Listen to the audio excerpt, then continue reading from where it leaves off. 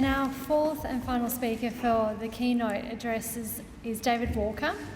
20 or more years working and observing as a practising farmer saw David Walker become more interested in broader natural resource management and the importance of community self-determination.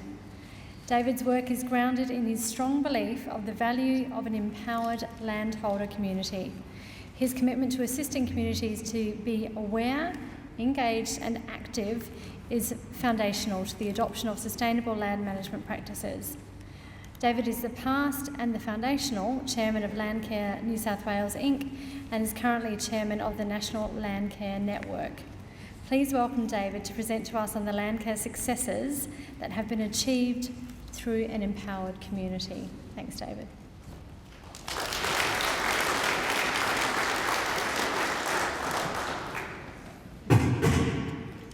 Thank you, Leanne, and thank you everyone for having me here.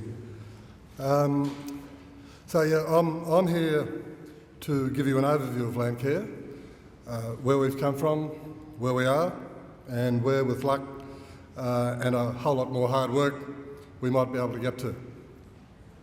My intention is to explain to you how and why the National Landcare Network came into existence, to tell you about its constituent organisations and to explain what it has been attempting to do on your behalf to improve recognition and support for the work that you do. Firstly, in improving landscape health, resilience, productivity and biodiversity, and secondly, in building the capacity and resilience of the communities you live in.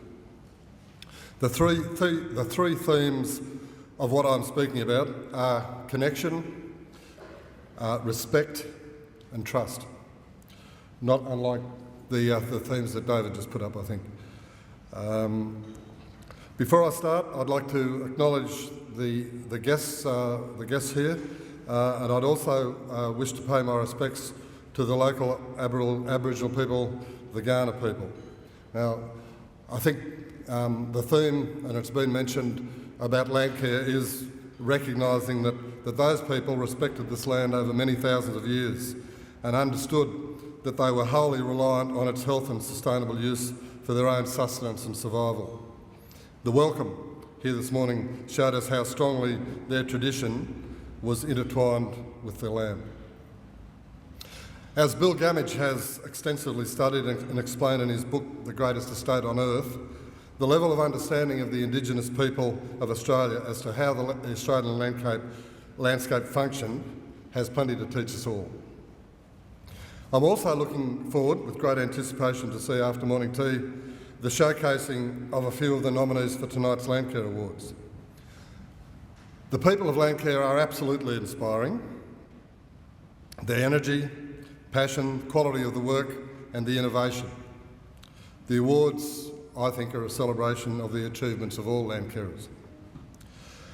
Also, I'd like to congratulate the Landcare Association of South Australia and their helpers on delivering this conference. It in itself is a perfect example of how well Landcare delivers. I've heard from a number of people that they very much appreciate the work that has been done by Landcare Association of South Australia, LASA, in once again bringing Landcare to centre stage in natural resource management, sustainable production and community capacity building.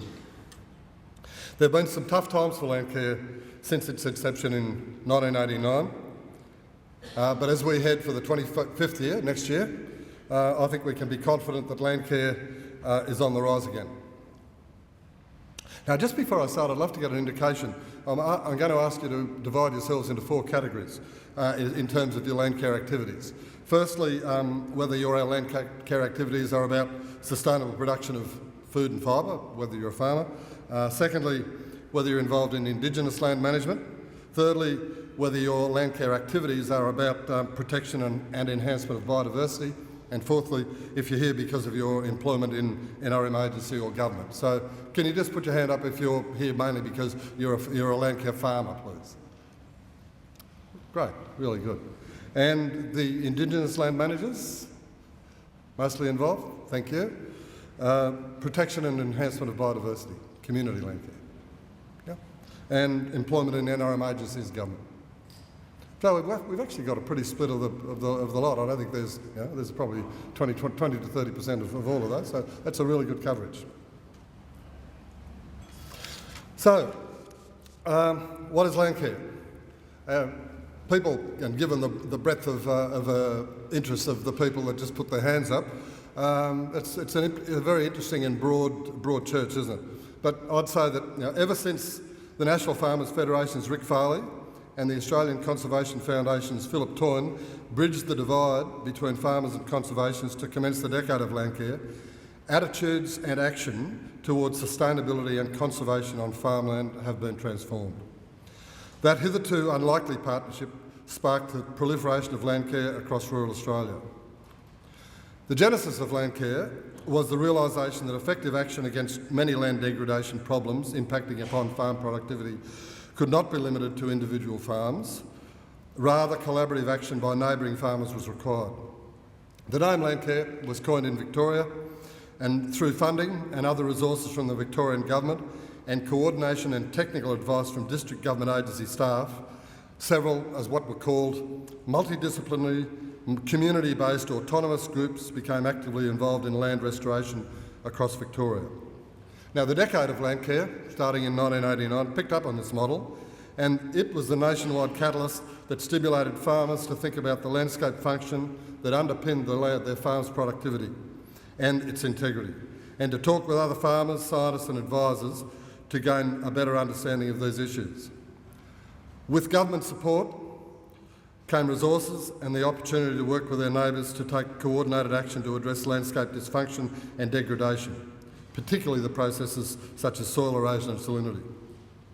While most of the early work was to staunch that hemorrhage, the ethos of farming has evolved so that land managers acknowledge the important role they must play in nature conservation and how biodiversity can help support the resilience and productivity of their production systems.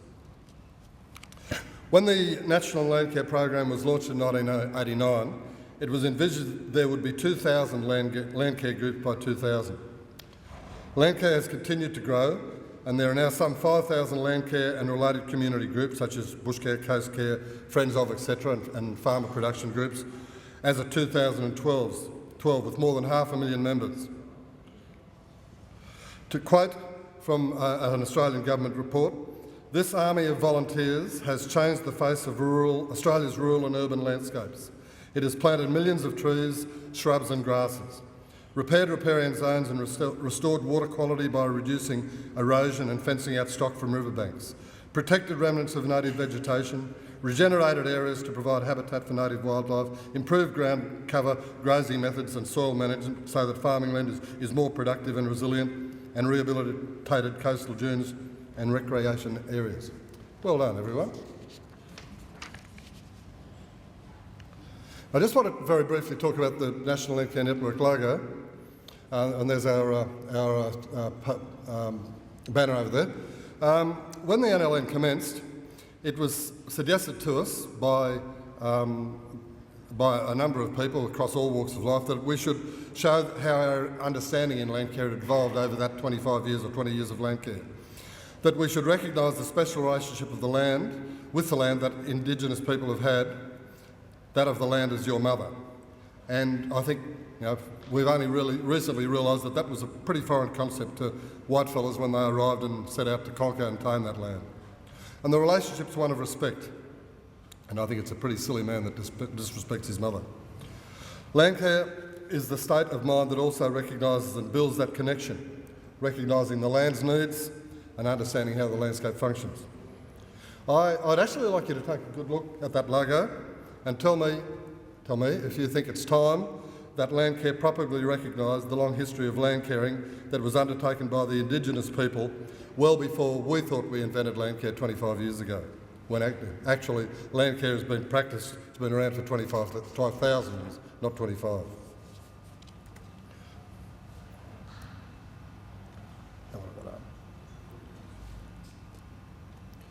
So Landcare is about connection. It's connection with the place we live, connection with the nature around us and the peace and serenity that communing with nature brings. It's connection with our food and an understanding of where our food comes from and how much effort and care it takes to produce it. connection with our neighbours and a shared vision for what our landscape can look like. Just very briefly, I might run through the very confusing landscape that, of national landcare organisations. The three national organisations, I think, that are most involved with landcare are Landcare Australia Limited, which was formed by the Commonwealth Government in 1989, at the start of the decade, as a private non-profit company to manage the national public awareness and sponsorship campaign for the decade of landcare. LAO's core objectives were to raise corporate sponsorship for the landcare and coast care movements and to raise community awareness of the programs and brands. LAO has been funded through the Department of Agriculture to organise Landcare Week and the Landcare Awards, and through Department of Environment to run Coast Care Week. The Australian Landcare Council and the Natural Heritage Trust Advisory Committee were established under the Commonwealth Natural Resources Management Financial Assistance Act of 1992 to provide advice to the Ministers of Environment and Agriculture on natural resource management issues to do with the two streams. Now, with the new government in Canberra, my understanding is that these arrangements are going to be streamlined and that there's effectively going to be one committee to advise the Ministers of Environment and Agriculture on the new National Landcare Program, which I'll speak of a bit later, with a membership of 10. 4 of those from Landcare, 4 from the Pt5 regional NRM organisations, and 2 Indigenous members. Now, the National Landcare Network exists to ensure that community landcare is recognised, respected and resourced. NLN's charter covers a number of goals, see our website, but I think the most important one I can talk about here is that the NLN sees its role to speak as the national voice in the development of landcare and broader natural resource management and environmental policy. And I'll just point out that all of us on the NLN are volunteers. Right. So the main role of the NLN is to advocate for the landcare community. I think that most of you will have picked up on the importance of having an organisation that represents, speaks for and advocates for the landcare movement. I think we're seeing the renewed confidence that landcare is holding up its head in the community. Now, the National Landcare Network is made up of state and territory organisations. I've just got them up there. I'll just speak briefly about the Landcare Association of South Australia, which was the second of those state organisations formed. Those of us from interstate during those years used to look at South Australia with great envy because you had such a strong, vibrant landcare community. You had a lot of confidence, you had good support from government. So it's amazing to think that in 2003 the support and recognition of landcare had sunk so low, so quickly, that it actually folded. It's great to see that the ATLASA has started up again in 2009 and is working on your behalf. West Australia and Northern Territory have just started looking, have just in the process of forming their own representative organisations. So the initiatives that the National Landcare Network have been working on are there. I'd love to talk to you further about them, but I think one of the major initiatives that I'd just like to briefly talk about is the Statement of Common Purpose, which is effectively a memorandum of understanding between the regional organisations and Landcare. I think many of you are probably aware that the decade of landcare collapsed into a decade of regional NRM organisations, and in many cases the advent of the NRM organisations has been to the detriment of landcare. I think one of the things that was said, that I've heard said, which was most telling, was once Landcare was supposedly replaced by the NRM organisations, they said, "You guys can get out of the way now, the professionals have arrived." In terms of that conflict, abrasiveness, we in Landcare and the leadership of the NRM organisations realised that it was a pretty untenable situation. We had a couple of what we call sandpit meetings to work out how we could play together in the landscape without continually kicking sand on each other's faces, and we started to develop our Statement of Common Purpose.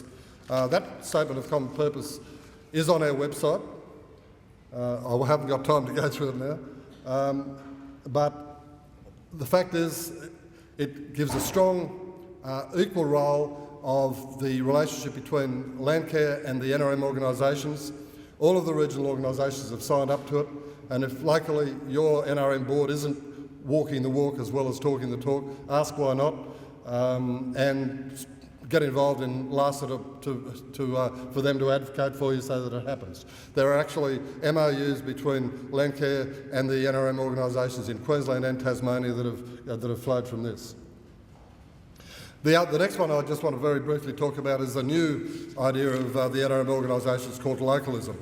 And I think, again, it shows a great realisation that the failure of the regional model in terms of disappearing community has been recognised. They realise that they can't achieve what they need to achieve without the collaboration support of the Landcare movement, and that of course involves respect, connection and trust. A couple of definitions from the localism paper, which has been signed off by the NRM organisation's leadership, but it's currently being finalised, I guess, by all of the boards. They talk about devolution. Devolution is the transfer of power, including assets, resources and decision-making down to a local level. And they also define localism as engaging people wherever possible in decisions that affect their life and devolving power to make those decisions to the lowest possible level. Regional bodies say they fundamentally believe that the concepts of localism and community are inextricably intertwined, in greater devolution to capable and local people and communities, and that localism presents a higher chance of success and innovation rather than something risky and to be avoided. Just very briefly, the NLN put a lot of time into working with the aspirants for federal power, the Greens, the Gillard-Rudd government and the Liberal National Coalition, and we spent quite a bit of time meeting with the Shadow Ministers Hunt and Cobb on the coalition side as well as the government, but we now have a national Landcare program announced prior to the election as election commitment by the new government, which seeks to look at localism, simplicity and more long-term in terms of their relationship and funding of Landcare programs. So we're very pleased with it. I won't go through the details now. The National Landcare program does talk about a lot more involvement with Landcare, both at a local group, decision-making on the funding, etc. Now, just to finish, where to from here for Landcare? Well, I think that Landcare has huge knowledge, experience in dealing with their local issues, in having a vision for what they want that landscape to look like. So I think it's important that we get active, that we speak up. If we've learnt anything from the near demise of Landcare over the last few years, it's that we have to stick up for ourselves if we want recognition or respect.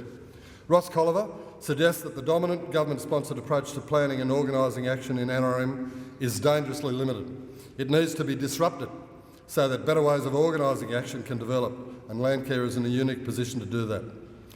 So he looks at 4 disruptive acts for business as usual. And business as usual is where planning and decisions are made at the top using advice from technical specialists with decisions translated into more specific priorities and plans as these move down the administrative hierarchy and they are implemented through contractual relationships. There, government is the driver of change in practices and landscapes. And the way government organises gets front running. The way community organises is sidelined. So the 4 things to disrupt: speak up, put a Landcare opinion to decision makers, set an agenda for redesigning natural resource management, cultivate networks of influence between those who want to improve NRM, and develop a practice of influence within the Landcare community. Now I think those ideas give us a great roadmap to take Landcare, community and NRM forward, and it actually brings me back to my themes of connection, respect and trust. Thank you very much.